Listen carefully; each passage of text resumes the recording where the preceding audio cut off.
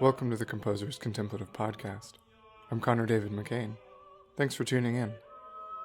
Over the last 2 weeks, we've been looking at the ways in which Olivier Messiaen, the French Catholic composer from the mid-20th century, made religious works for the concert hall, for secular concert goers, which were musically innovative but also theologically orthodox.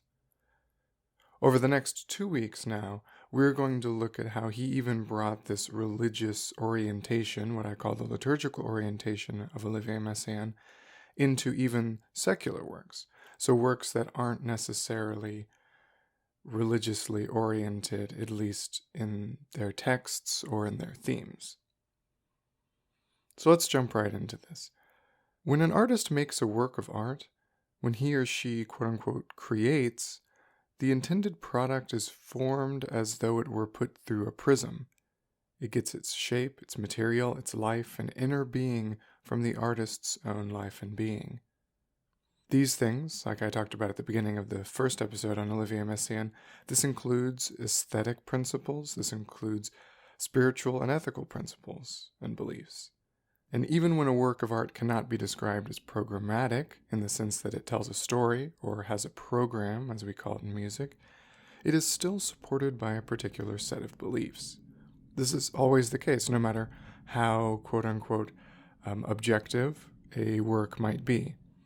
So looking, for instance, at J.S. Bach's 2- or 3-part inventions, they're masterpieces of the keyboard repertoire, and although they do not bear inscriptions which clarify Bach's intentions, the strict and beautiful counterpoint clearly shows an overwhelming belief in the inherent order and goodness of the universe, in the generosity and generation and inevitability, as you were, of divine providence. Each and every work of art, no matter how small, speaks both of humanity in a very personal way, as a window into the life and being of that artist, and to humanity, as a symbol of the shared experience of being human. At the end of the day, theology's concerns are with what is essentially human, for it is God who has made us and who sustains us, who fills us with meaning and life and makes us whole. It is for this reason, along with these other thoughts, that theology has a place speaking about music. Theology has a unique angle on the ways in which music, such as that by Messiaen, speaks both of humanity and to humanity. And it's important to keep this in mind as we unfold, because oftentimes we wonder what theology has to say about music at all. But it has everything to say about it. It has everything to say about the ability of human beings to create. Now, it's worth noting, just before we jump into the sort of biographical information about Messiaen, that a lot of these opening thoughts are drawn from and grow out of my wife's doctoral dissertation on the vocation of the artist.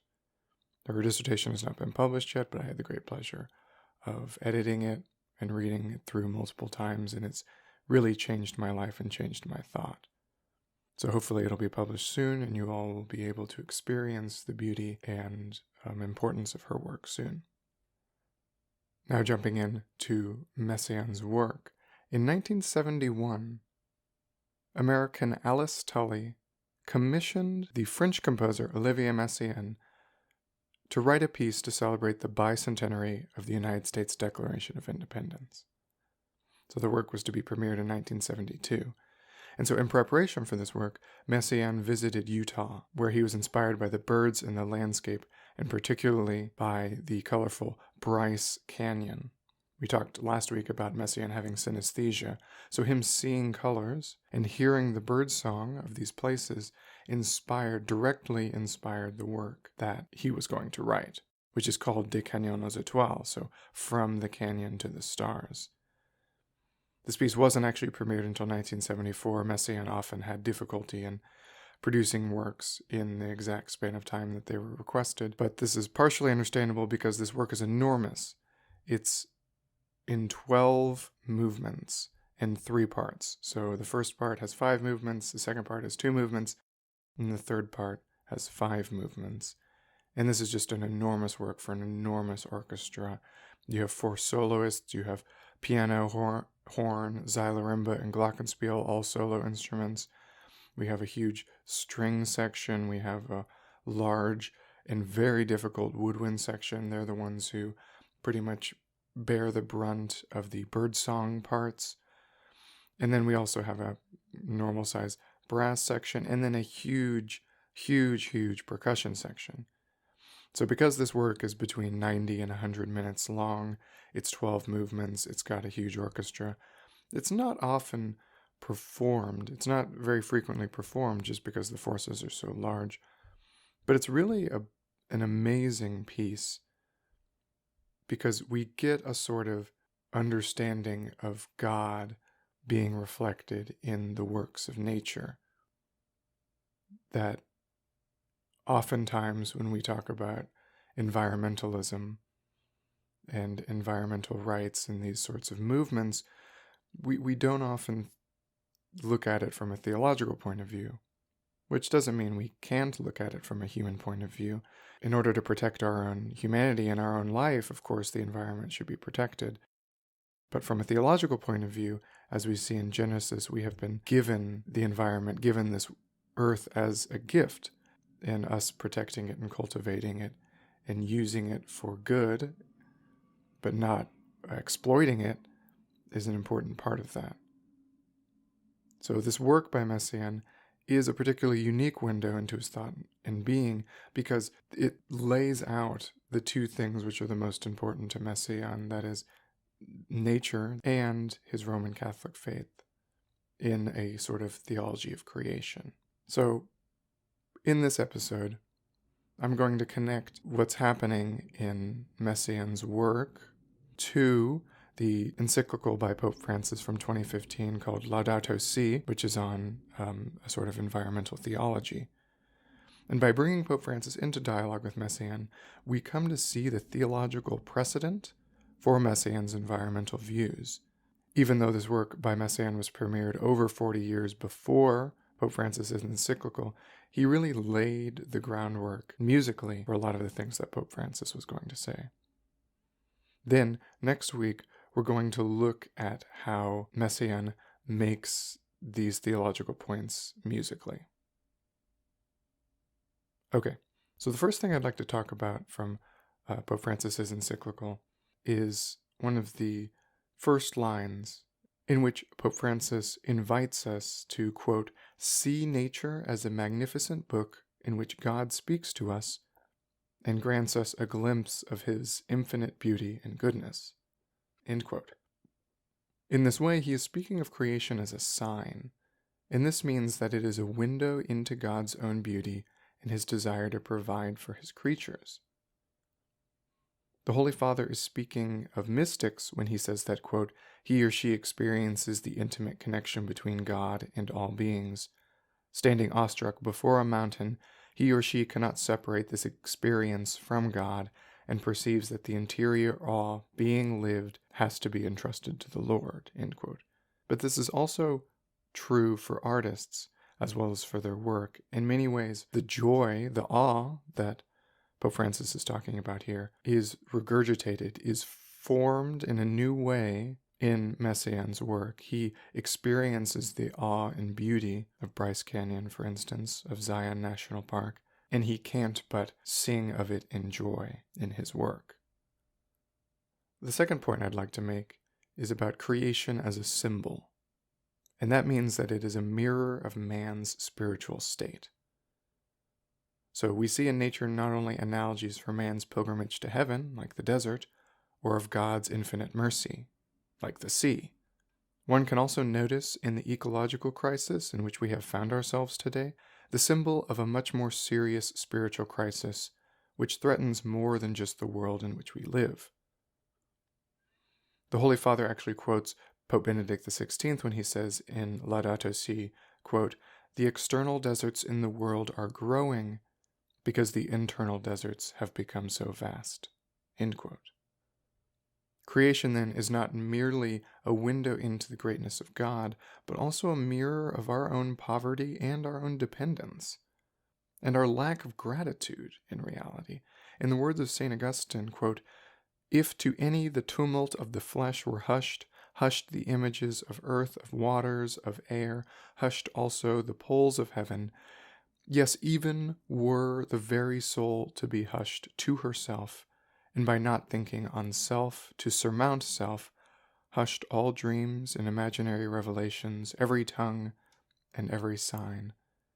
If all transitory things were hushed utterly, for to him that heareth they do all speak, saying, We made not ourselves, but he made us who abideth forever. End quote.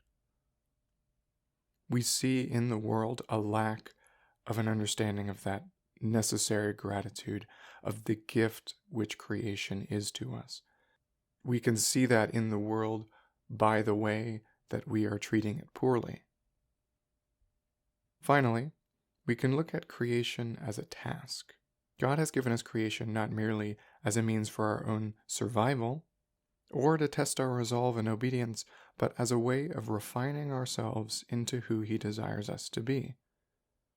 By opening ourselves to all that is made by divine hands, we open ourselves up to the mystery of the mercy and love of God. We talked about this in episode 1 of this series on Messiaen, talking about opening ourselves up to all the ways that God reveals Himself to us in the world. And when we prioritize some over others, or we don't even see, we have not learned to see God in all things, we start to treat things poorly. We see things as objects of use rather than a way towards our salvation. We don't understand them as gift. They are not necessary for us. God did not need to give us any of this.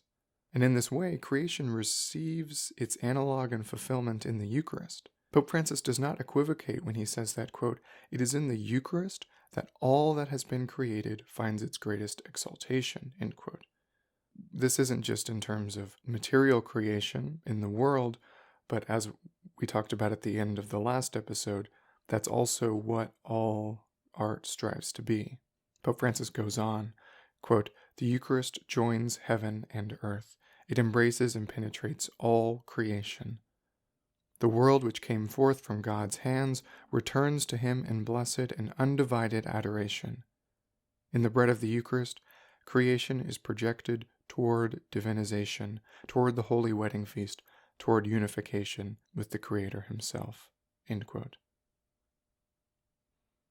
Being a task, creation compels us further up and further in, as C.S. Lewis says. We are called outside of ourselves to our higher calling, which is life and communion with God. The beauty of creation does not merely show us God's greatness and power, nor does it only present us with ourselves. Creation, in its very essence, presents us with the heavenly wedding feast at which a seat is being prepared for each and every one of us. By living a life of receptivity and gratitude in respect to creation, we are preparing for and participating in the heavenly kingdom, which is present here and now.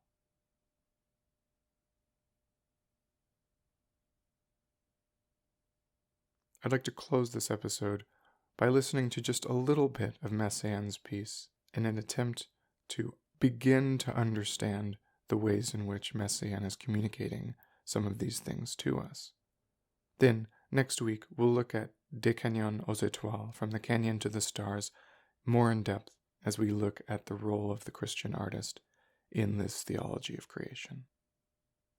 This excerpt is from Movement 6, called Appel interstellaire, or Interstellar Call, and bears the inscription from Psalm 147, which reads, "He heals the brokenhearted and binds up their wounds. He determines the number of the stars and calls them each by name."